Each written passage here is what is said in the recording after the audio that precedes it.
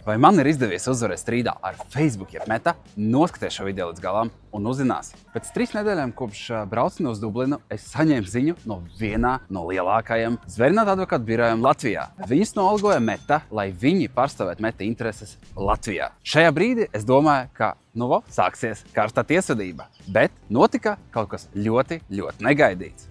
Vienā dienā, ieejot savā Facebook akauntā, es pamanīju, ka visi ierobežojumi ir noņemti. Pēc dažām dienām es saņēmu ziņu no tā paša Latvijas zvērinātu advokātu biroja par to, ka Meta ir atzinusi savu vainu un ir izlabojusi visas kļūdas, kas bija manā kontā. Tā ir liela uzvara, un tā ir unikālā un pirmā šāda veida uzvara Latvijas vēsturē. Es esmu priecīgs, ka man izdevās panākt to, ka Meta atzina savu vainu. Tāpēc, ja tev ir līdzīga problēma, vai jebkāda cita problēma, ka liekas, ka nav iespējams to atrisināt, visi saka, ka tas nav iespējams, to nekad nevar panākt. Ziniet, ka taisnība vienmēr ir jūsu rokās, un jums ir tiesības cīnīties par šo taisnību līdz galam. Ja tu to nevari izdarīt pats, droši raksti man, un es tev palīdzēšu.